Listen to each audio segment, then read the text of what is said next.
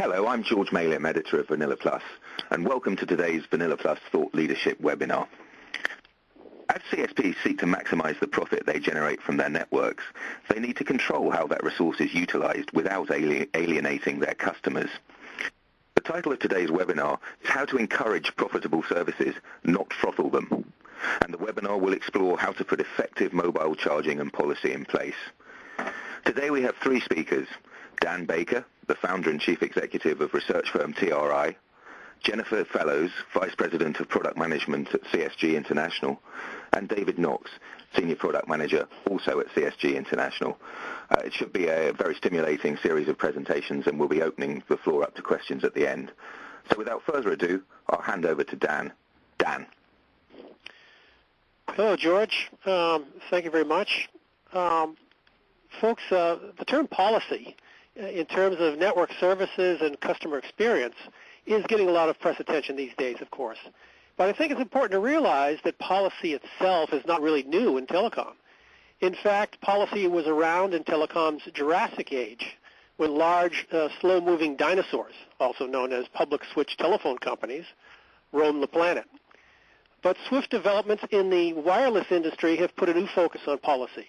In fact, lots of telecom software vendors have been busy in the past couple of years offering new policy control solutions, often integrated with wireless charging and billing. Some companies have acquired emerging players in that space.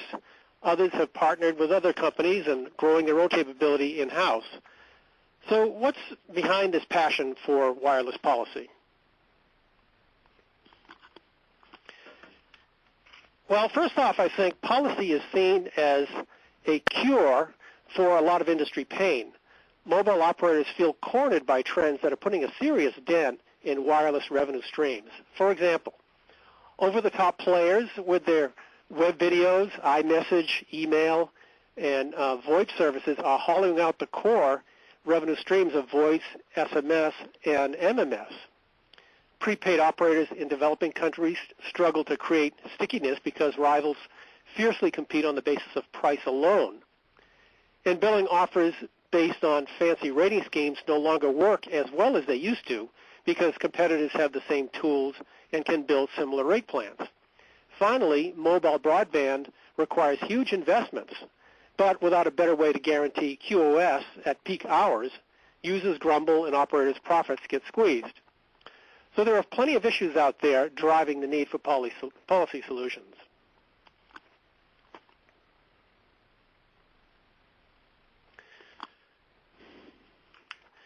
Unfortunately, policy so far has not really delivered the goods. Despite considerable industry interest and vendor mergers and acquisitions, the number of solid customer referenceable deployments, I would say, of policy is still very low. And one of the problems I'd like to explore here is that perhaps our approach to policy today is a bit too big tech, and we also need to consider some low tech and other practical alternatives.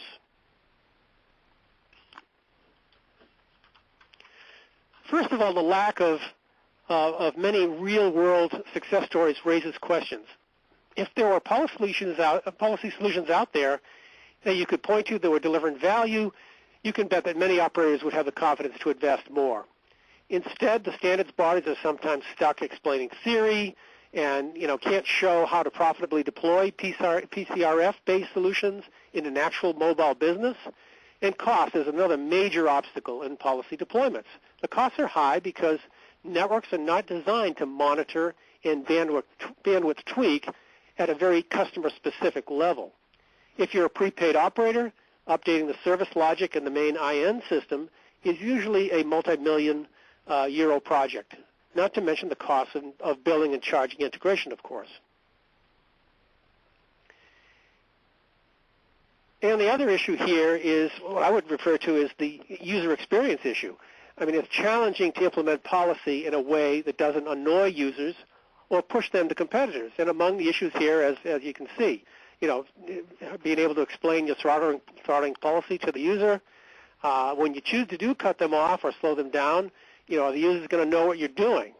And how do you ensure the services are restored reliably? Bottom line, if policy is perceived as punishing users, then it could actually do more harm than good. I know a lot of you out there are familiar with this Gartner's hype cycle of innovation. It's a handy graph to kind of plot emerging technologies and standards. The theory here is that technologies and industry standards go through a similar cycle of acceptance. Once introduced, each goes through a period of inflated expectations. Then soon after, everybody figures out that it's no longer the silver bullet it was advertised to be. So expectations drop into the trough of disillusionment. And after that, people start to discover the true value, and the acceptance kind of plateaus out. A couple quick examples on the slide here. The lower left, space travel, has been talked about. A few people have paid several $100,000 to fly into space, but it's not really viewed as very realistic yet. Big data appliances, on the other hand, are a pretty hot topic and high-tech these days, so I would judge them now at the peak of their expectation curve. And then on the far right, we have, of course, LCD monitors, which are very mainstream nowadays. So what about policy, wireless policy? Well, I would put them somewhere in the disillusionment trough right now, along with another familiar technology, IMS. And actually, I think IMS is, in wireless, there's a lot of parallels here. IMS, remember, was sold as an essential mobile strategy that would enable things like seamless handoff of a call from a wireline to a wireless phone. And even though IMS was heavily advertised and dozens of conference sessions were devoted to the topic, IMS never took off, really, and I think it's still in the disillusionment trough. And one of the key reasons it failed was that it required a massive network investment, and it had a questionable business ROI. So is a network-heavy policy play another IMS? Maybe not, but it's certainly time to raise a red flag. When asked to buy a high-tech, high-cost solution, your first reaction should be, hey, wait a second, is this the best way to go? Is there a low-tech, low-cost alternative that will achieve the same objective? And the best example of that is what Apple did. While mobile operators were mulling over IMS, Apple created a couple of killer devices that lifted the mobile industry out of its doldrums.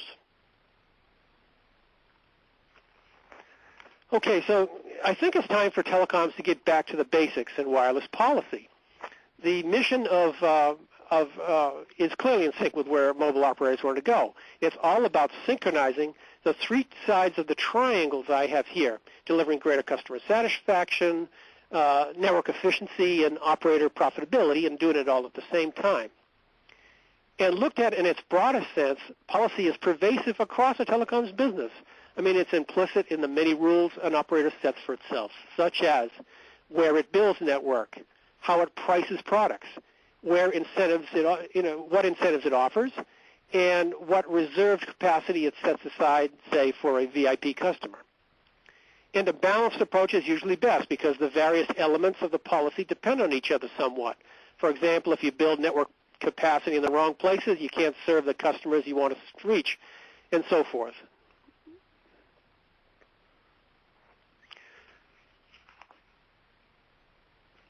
So I think that the key here is that we have a world of policy options available at our disposal, and it's not a single point solution, but policy is a coordinated strategy that leverages multiple techniques and tools to deliver on policy's promise. And so we need to broaden our perspective on policy. Instead of relying solely on a limited set of complex, high-cost policy strategies, we can employ a wide array of kind of game-winning chess pieces, if you will, network builds, shifting loads, pricing, incentives, and many others.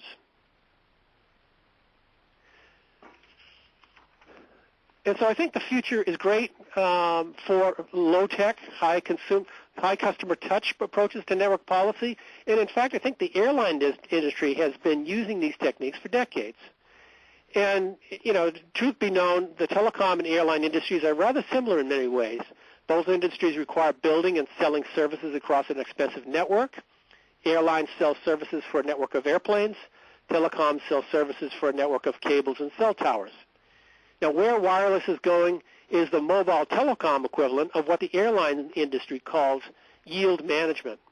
It's using dynamic pricing to sell and distribute mobile services like the airlines sell seats on their airplanes.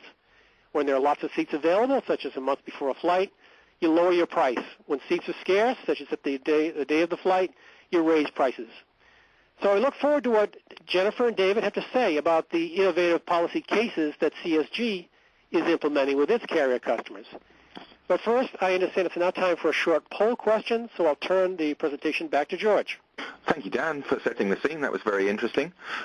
We'll move on now to the first of today's webinar's poll, and what will happen is I'll read the question and the answers out twice, and please vote, and we'll discuss the results at the end of the presentations.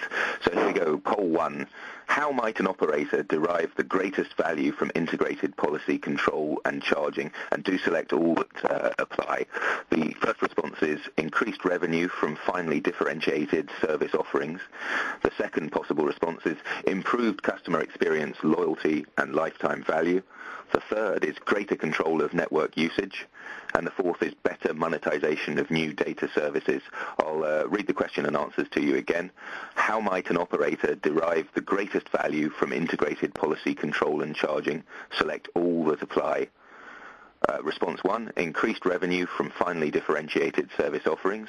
Response 2, improved customer experience, loyalty, and lifetime value. Response 3, greater control of network usage. Response 4, better monetization of new data services. And it looks to me like the polls are settling down now, so voting is now closed, and I will hand over to Jennifer Fellows, Vice President of Product Management at CSG International. Jennifer. Thank you, George. Beginning I'd say about 10 years ago, CSPs began to offer those tools to subscribers that could really help them better manage their mobile services. These applications really began with prepaid solutions. As prepaid became much more popular, subscribers demanded better tools to manage their balances and to know in advance when they needed to recharge those accounts. Operators like Hutchison UK became those early leaders in the market, offering their subscribers those real-time spending limits and capabilities to manage the corresponding thresholds and define those notification options. It was those early solutions that really began to provide subscribers with those first self-controlled or self-management applications. Another example of early policy capabilities were around parental control.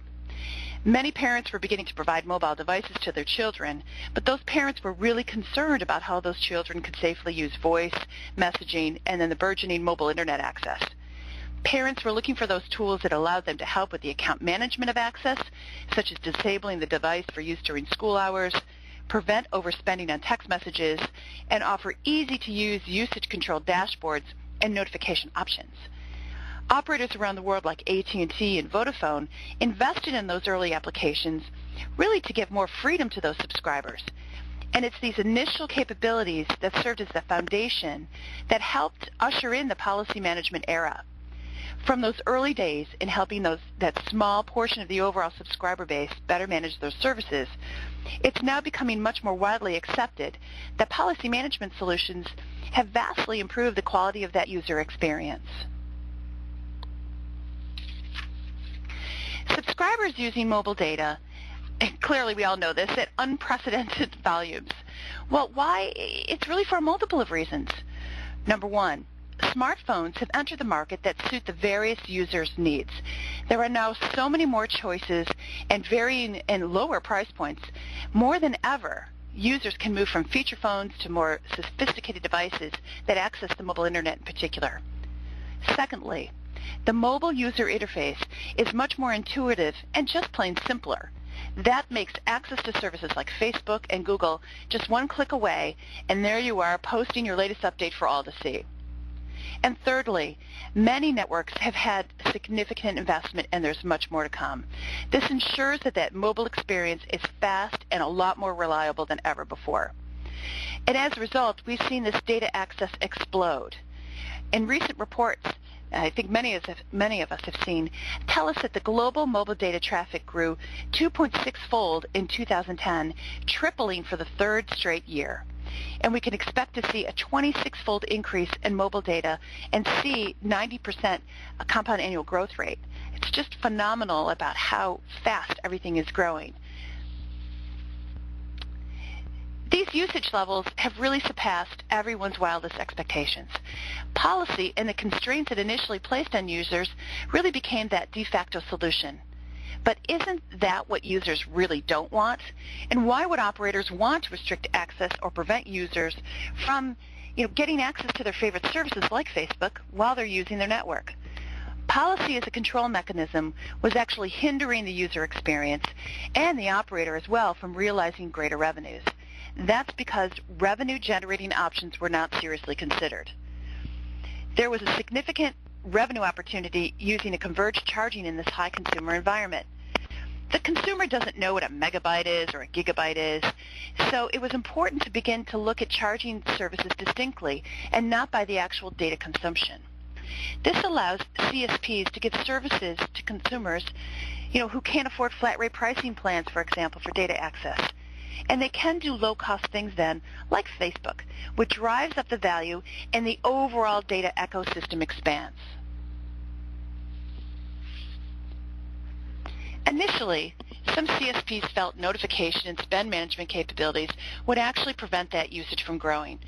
But in fact, operators actually are realizing higher satisfaction and increases in ARPU. With the realization that they could grow and accelerate when combined with a tightly integrated charging application, could policy be thought of it now as a revenue generator? In fact, we're seeing benefits in customer satisfaction and higher revenue, and we'll explore an example of that later in the session with David's portion. As new data services were rolling out, some operators began struggling with how to boost those data revenues. The pressure to manage high-volume users while trying to increase returns from that growing data use really put many operators in the position where they had to get creative. They needed to evaluate the various services and charging policies, offer innovative charging structures to boost that revenue, all while illustrating more value to that subscriber. But what really helped the case was investing in an integrated charging and policy platform.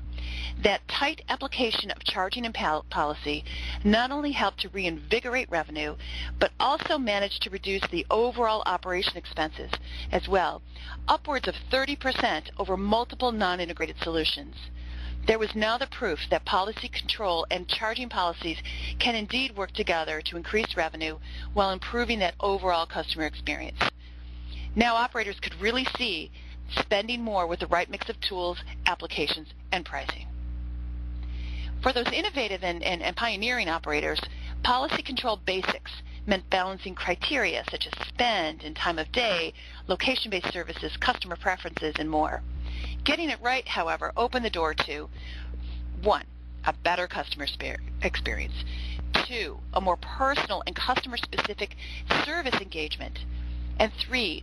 Offers that better met the customer's usage or content download needs. And it also allowed operators to redefine and improve their commercial experience, create new revenue streams, and focus on optimizing network resource utilization to support those new and differentiating services really in the most cost-effective way.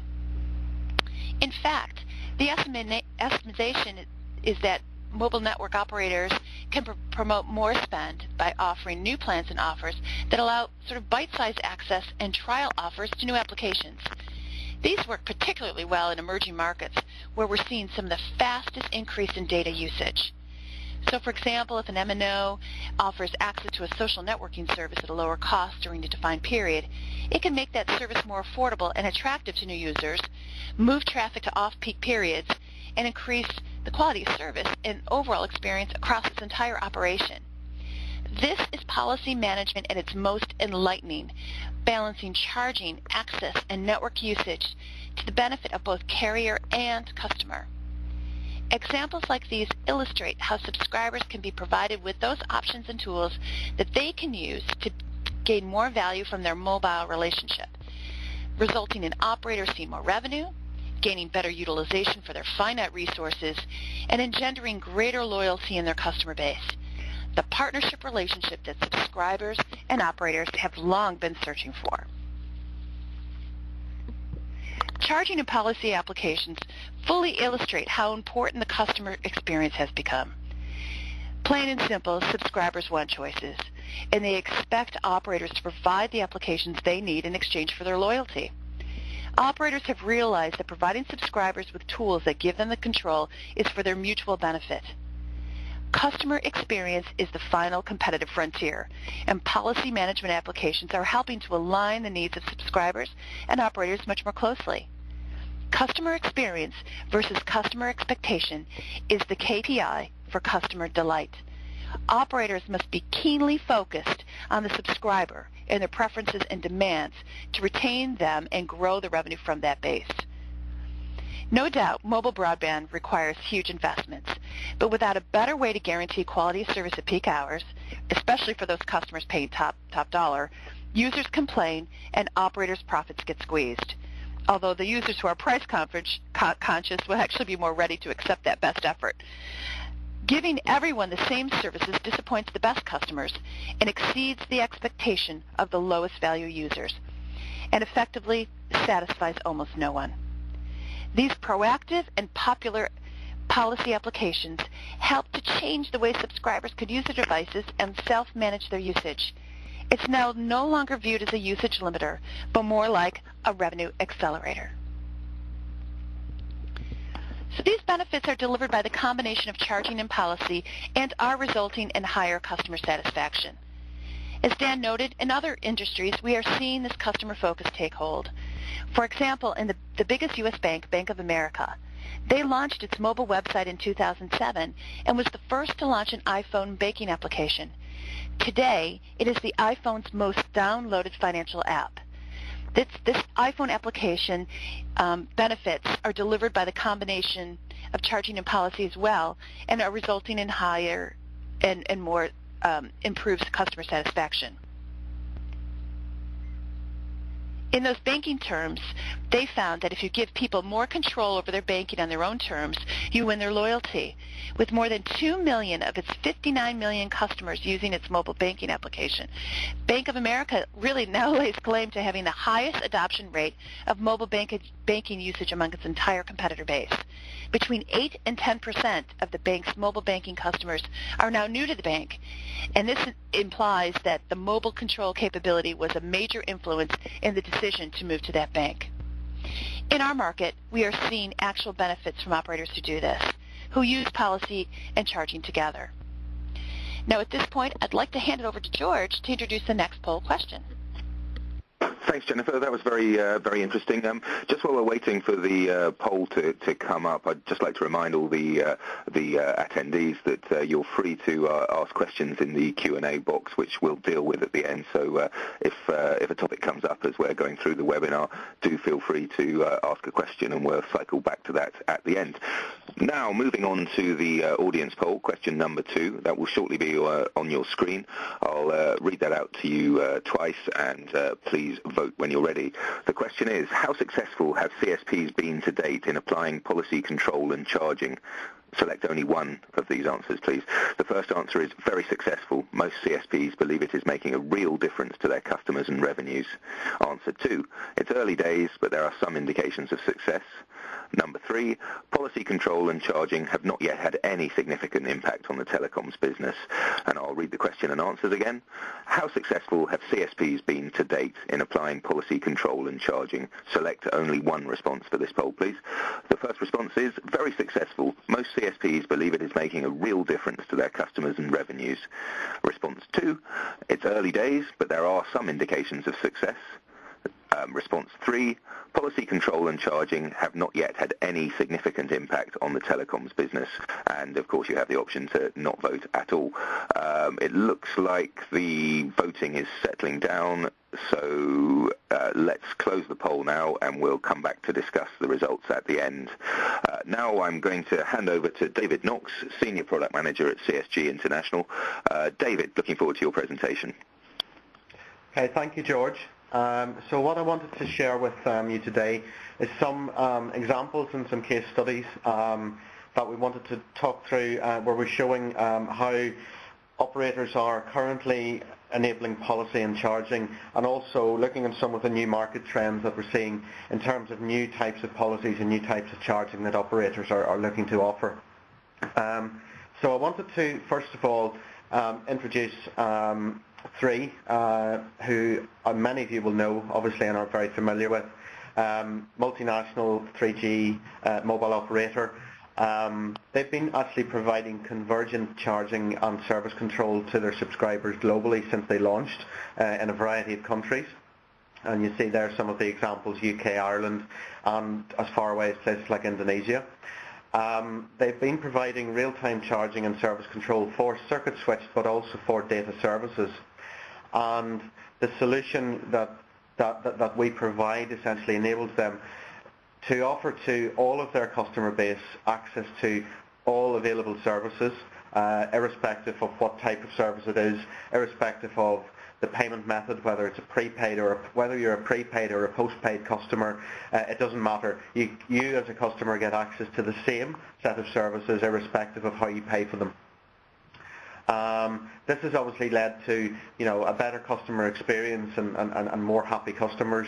It's led to reduced churn rates, and it's also led to some significant numbers of customers coming to 3 from other operators, but also increased, if we look at the increased ARPU and how the ARPU compares to some of the other operators and the competitors, it compares very favourably. So I wanted to now give you a couple of examples of various things that some of the 3 operating companies are doing.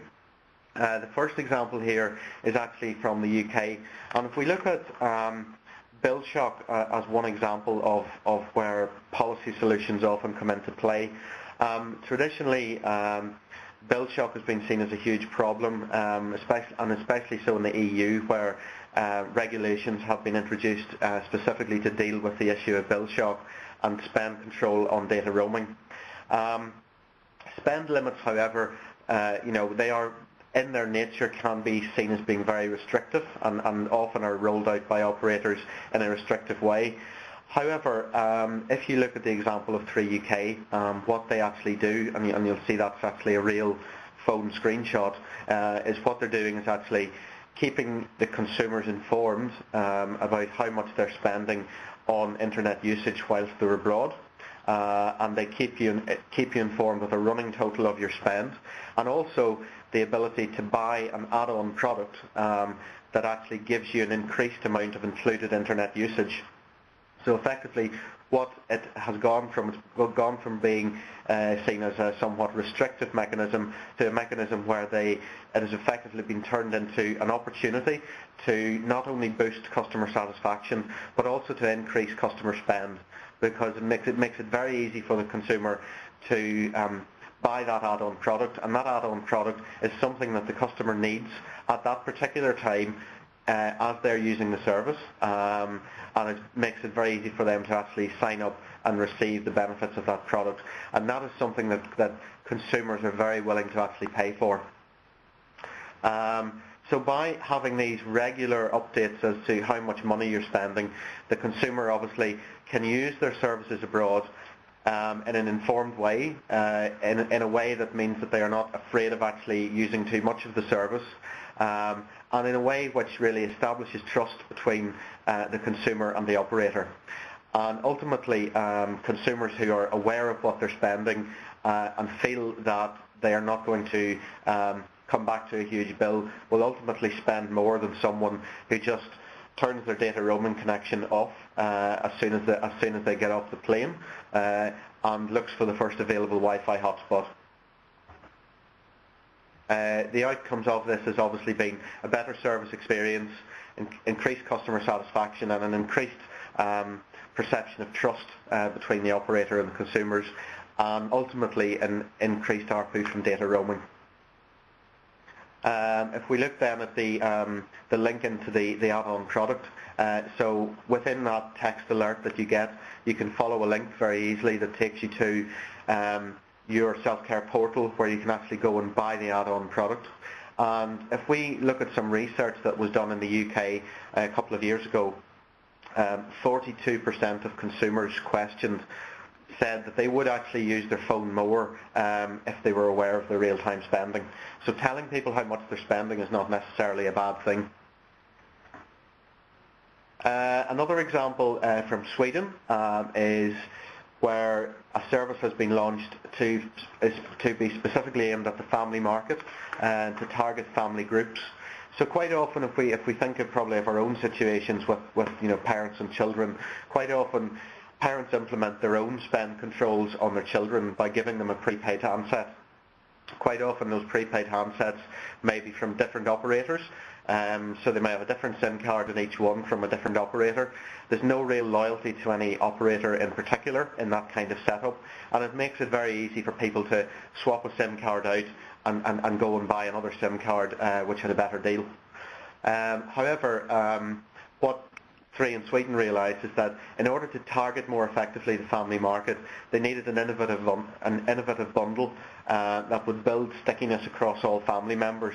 So giving all of the family members an incentive to use the same operator, and effectively giving parents the ability to enable spend and service controls for the children as they're using their handsets in a more sophisticated way than just giving them a prepaid SIM. So what this package offers effectively is a monthly fee for the family for up to a set number of family members, and it gives them the ability to contact other family members at free or discounted rates. It also gives controls and spend limits over the children's use of services, including data services. So this is again another example of a family policy in action. And if we look at some of the outcomes of that, obviously again it's all about increasing loyalty, gaining market share, especially amongst the family group units, and lowering customer care overheads because a lot of the functionality around setting spend limits and maintaining spend limits is all, and transferring credit actually between family members as well, is all done via a self-care environment. We look at another example, this time from Ireland, and these plans have been launched obviously by other operators other than 3. Quite often we hear them talked about hybrid plans, but this example was from Ireland, where essentially what the plan did was to give the ability for the consumer to cap their bill at a fixed maximum amount, so they could actually use their phone, use their data services and their voice services without fear of actually incurring large charges onto their next bill. So instead of that, what happens is they have a capped monthly spend that they're quite happy and aware of, and then once those limits have been reached before the end of the month, then if they want to continue to use their services, they can, but they would have to top up as if they were a prepaid user. So it really puts the budget and spend control into the hands of the consumer. It enables, obviously, some of the drivers here are conversion of more prepaid customers onto postpaid, and thereby giving more guaranteed revenue. Another key driver for the hybrid use case is extending the reach of smartphones to more market segments without exposing the consumer to high bills or the operator to bad debt. It enables a more predictable inflow of revenue for the operator, and it also enables them, as I say, to position and sell smartphones at subsidised prices to typically what would be prepaid users. The final example I wanted to share with you was 3 in Italy, where they had rolled out a mobile TV service to their subscribers, but quite often with these new services, people are a bit reluctant to try them out and especially sign up to any type of commitment to a new service unless they know it's any good for a start.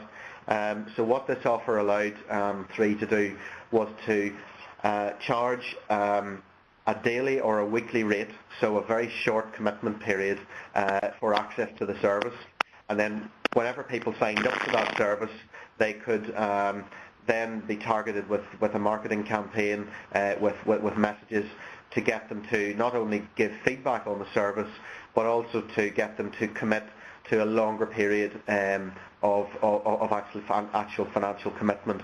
So once they're happy with the service, then they're happy to sign up to it for a longer period of time, and obviously at a special discounted rate. So it removes some of the barriers that are typically associated to adoption and trial of new services. So to summarise then, if we look at many of the policies that are in existence today, it's all about throttling and restricting subscriber behaviour, throttling bandwidth, restricting amount of usage that you can use or capping the amount of usage that you've got at the network level. So many operator policies are based on that kind of premise. However, it's been seen time and time again that customers do not want restrictions. They want to use their services whenever they like, wherever they are, and on whatever device they happen to be using at the time. So we've got to find ways of enabling monetization of those services rather than restricting usage and ultimately restricting revenue. The key takeaway here is that network-based policy control alone is no longer enough, and what's required here really is an intelligent and integrated approach to charging and policy that not only stimulates revenue but also engenders and builds trust with the consumers and the subscribers that are using the services. So a few examples then of where things are going in the market and some new things that are appearing in the market. One of the things we've seen a bit of a seesaw ride over the past few years, from unlimited data to capped data, and now in some cases again even some press releases in the UK this week, operators who had previously gone from unlimited to capped now moving back to unlimited again. We take the example of Three in the UK, whose policy really has always been unlimited data, because firmly of the belief that customers and the average person in the street doesn't want to have to worry about megabytes and counting data. They just want to get access to the internet and access to the services they want. And however, with the realization that for certain things they will have to pay more, so things that have a perceived value, then you pay more for those. And examples are this here, things like adding international add-ons, adding BlackBerry usage, adding internet and email, and adding internet while abroad. So these are all things that can be added to a base plan, but in a very simple and clear to understand way.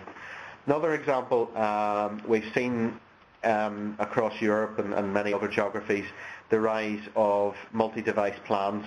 So where an operator will want to target the consumer with an iPhone, but also a tablet, or an iPhone plus a dongle, for example, but tie them together on a single plan, have a shared bucket of data usage between those plans.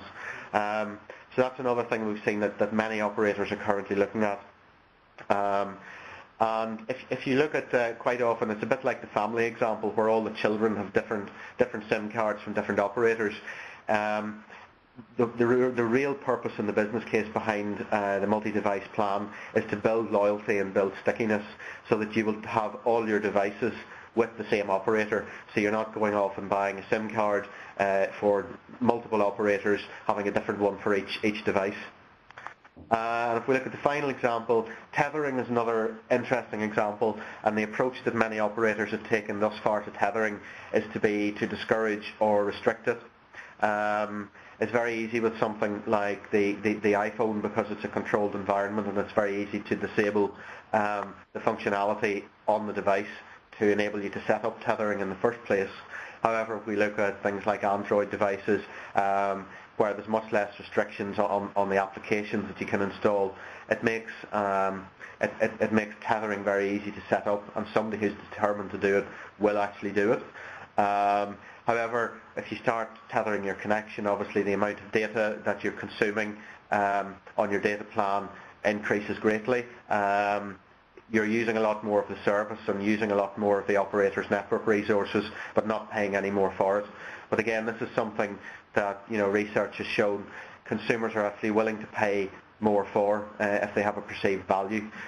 So again, that could be another add-on option to your base plan where you enable tethering for a fixed fee. So those are some of the examples of things that we see happening in the market today. Okay, I'd just like to hand back to George now to discuss the results of the polls. Great, thanks very much, David. The poll results will shortly be coming up on screen. So poll 1 is about to come up. And here it is. As we can see, there's a fairly wide spread. Remember, you were allowed to vote more than once. depending on how applicable you think the responses are.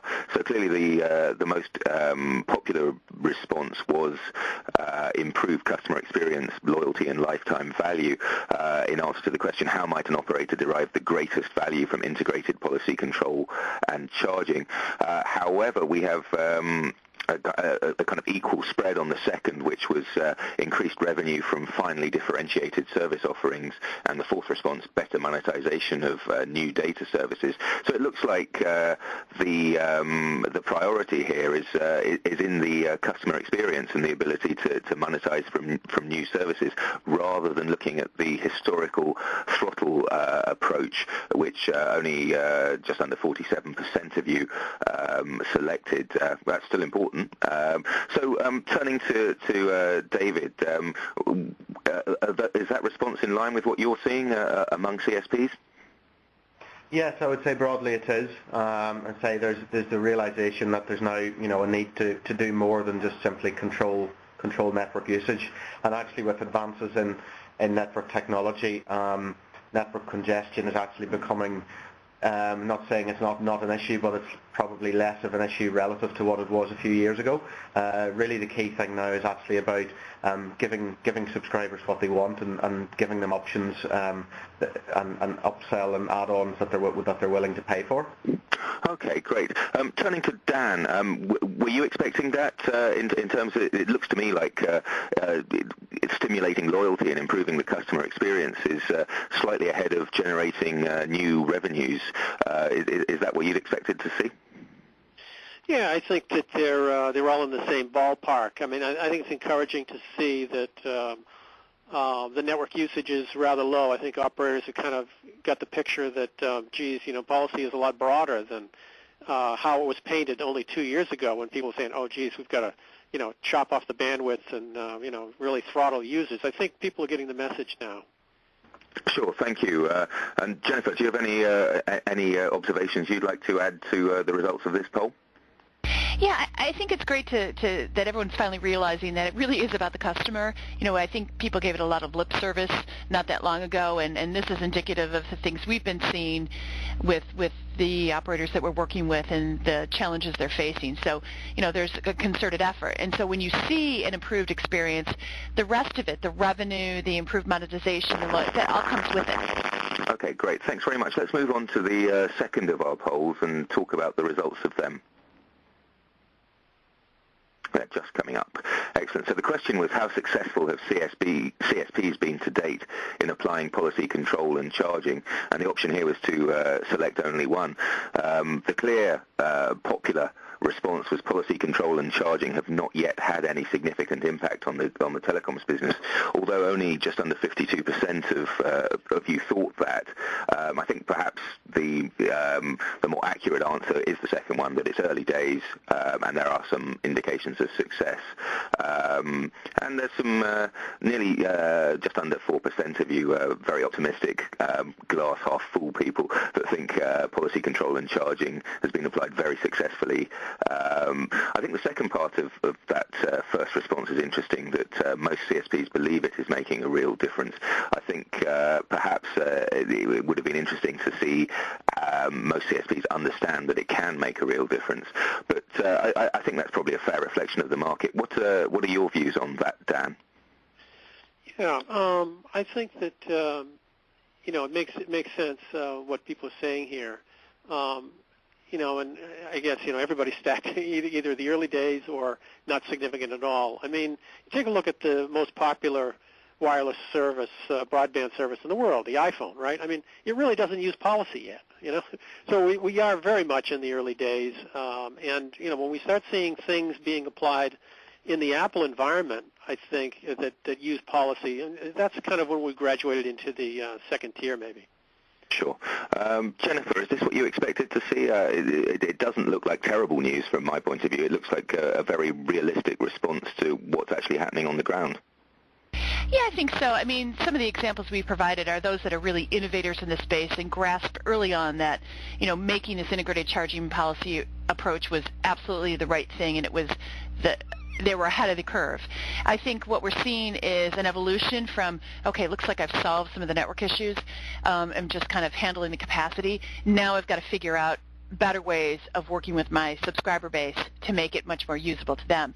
And I guess just to Dan's point, I don't really see an iPhone being the problem or being the solve here. I see it's the operators being those that are going to solve this issue and make it much more relevant to the subscribers, what they're looking to do, how best to monetize those services. So I think it's working hand in glove. It is taking a look at the evolution, getting all the parts of the organization working together. It used to be very primarily around the network side. Now we're seeing all the groups within the organization realizing we've got to focus on this issue, and we've got to make sure that we're addressing what our subscribers want. And some of the examples we provided are great testaments of those who actually are getting it right. Sure. Turning to David. David, obviously your presentation kind of focused on the second response that although it's early days, there are some examples and indications of success. And I think you provided some excellent detail into the types of applications for integrated policy and charging that operators of all types are pursuing.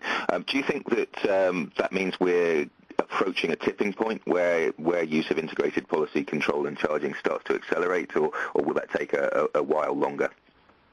I think, I said it probably is still quite early days, but, there's indications that certain things are happening now as, services get more mass market, and, everybody pretty much has now, 2 to 3 mobile internet devices. Most of us sort of have at least one, but people can have up to 3 or 4 or more. So I think that's putting pressures on service providers to look at ways about how they can actually build loyalty and how they can, prevent people from just, sticking in a different SIM card because they get a better deal. So I think there's other things as well. That some of the very early solutions that were put in place for things like bill shock, they were really put in quite a rush because people needed to meet EU regulations, and there were consequences, monetary consequences for not meeting those regulations. But quite often some of those solutions that were put in were not ideal, and they were put in a hurry. And I think that now that things have settled down, I think that operators will be looking for more sophisticated solutions that link back to charging and increase the level of notifications and real-time, the real-time notifications and feedback that subscribers get, because it's not universal across all operators, as we'll all be aware.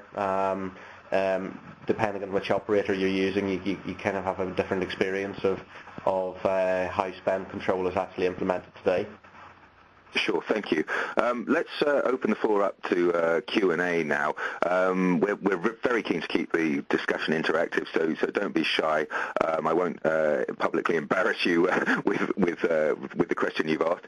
We've had a few questions in already, though, so I've got a question that I'd like to direct to Dan Baker.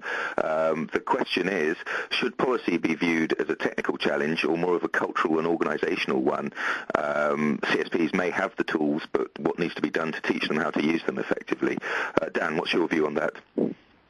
Well, I think it's a little bit of this and that, sure. To some extent, the technical challenges depend on how you implement policy. There are ways that you can redirect, let's say, the charging mechanism into another server, right? And so that requires you not to have to revise or to integrate with the current charging system or the current prepaid system. And so that's, in some ways, that makes it technically easier to implement.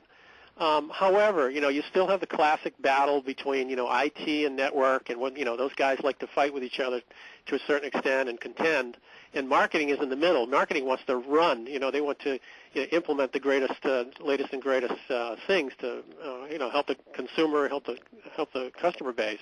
And so, it's a little bit of this and that, and you can't say it's one or the other, I guess. Okay, thanks, Dan. Just turning to Jennifer with the same question, because I think CSG International, obviously as a vendor of policy control and integrated charging, has a role to play here in educating the market. I mean, how much of a consultative sell are these types of propositions, and how does CSG International approach operators to explain what the benefits and capabilities are? Yeah, it's very much a consultative sell because, the technical stuff typically can be addressed fairly straightforward. You need this system to do X, Y, and Z. But when it comes to sort of the internals of how you actually roll it out, how you can ensure that the system and the user experience and the tools that the end user actually can access and see, that's where a lot of time needs to be spent, because in order for these to be taken up and really be useful and see the hockey stick growth and the acceptance and the use of it, it needs to be simple and clear. And as we all know, doing and creating applications that are simple and very, very intuitive for a subscriber, that end user, are very difficult. And it requires a lot of thought, a lot of time, and it requires all the heads around the table to get together and say, okay, from our experience, we see this. We know from a network side, here's your challenge. We know from an IT side, here's your challenge. We know what marketing's looking to do. We often sit in the middle, and we make sure that, we listen to all that's heard and make our recommendations accordingly. But as long as everyone, knows they've got the eye on that subscriber and making sure that there's so much thought and effort put into that whole experience, it will be successful. And that's the role we play with the operators we work with, specifically, to move past some of the siloed applications or viewpoints and bring it all together for that end objective. Okay, Jennifer, sticking with you, we've got another question here, which is to what extent does integrating real-time charging with policy management unlock the full capabilities of policy? And I guess the question is thinking more in terms of old policy was throttle and choke and protect the network, and new policy integrated with charging means you can sell new propositions and collect the money from them. And that, to what extent does that make the integrated proposition more compelling? Well, there's a couple areas. I think I touched on it earlier where we talked about the operational efficiency. You don't have to worry about all the integrated components of the PCEF and the PCRF and the charging mechanism and the rules that get set up and then pushed out to the customer. By taking all of that out of the equation, it makes it so much more efficient both in time and cost. And that's one of the main drivers is, there are so many systems that a lot of these operators have, and it's hard to kind of cobble them all together from a legacy perspective. So it's very important to say, what, if we can integrate these two and together in one application, get it out there and address those key things of managing the network and developing those charging policies really effectively, then it just makes life so much easier for the marketers who want to roll things out and be innovative and offer differentiation. From the IT side, you're making my life so much easier because I don't have multiple systems to manage. I can really do this all through one core application that's already integrated, already predefined from an application standpoint, and it has the performance necessary for the network guys to be comfortable with it. So it's really on multiple levels, operational, business process, and market differentiation. Okay, thank you, Jennifer. Got a question here that I'd like to assign to David Knox. The question is, can policy really remove the fear factor and enable CSPs to extract profit from cautious types of user? And I guess a cautious type of user would be one that's been burnt with a very high data roaming bill in the past, and now when they travel, toggles roaming data on and off, and the carrier makes no money because the roaming data's off. However, that could be a user that perhaps is willing to pay something for roaming data, but just hasn't been approached in the right way to alleviate their fears. David, do you think that's a key application that policy and integrated charging can resolve? Well, I think it's, really what we look at here is the added value that having integrated charging with the policy with policy management can actually provide. So if we look back to one of what Dan said initially, are we breeding annoyed users? I think what we could say perhaps is we're certainly breeding cautious users, because someone who's had a large bill, say for example, if we take the example of bill shock again, has had a large bill after they come back from holiday, without having any realisation that they were running up a large bill, is certainly going to be cautious in future. And most people I speak to these days, they actually just disable the data roaming as soon as the plane lands. It's one of the things they do when they switch their phone on, is they also disable data roaming or just leave it permanently off in the first place.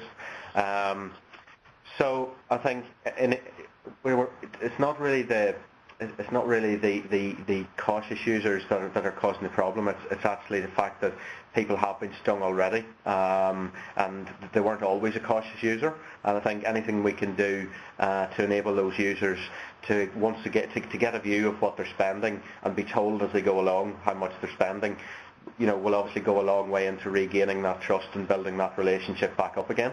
And actually encourage them to use data roaming rather than just find the nearest Wi-Fi hotspot. Okay, David, thanks very much.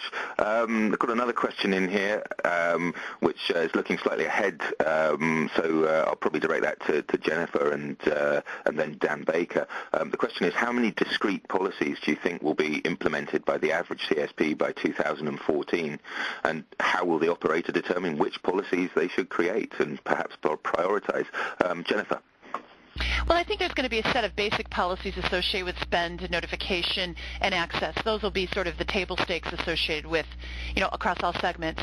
But one of the things I think we're trying to get across here is that it's all about understanding the customer base better and having very specific segmentation strategies and behavioral analysis, which require deeper analytics and proactive understanding will show that many different policies can be out there. And I think we're also going to see that subscribers will define their own policies. They want the control to do this themselves.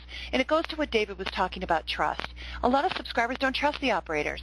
But if you give me the tools that I can take care of my usage the way that I like it, take care of my access the way that it suits my personal preferences, then there's really very little limitation on what can be defined as a policy because it suits the very particular need of those subscribers. And I think that's what we're going to see.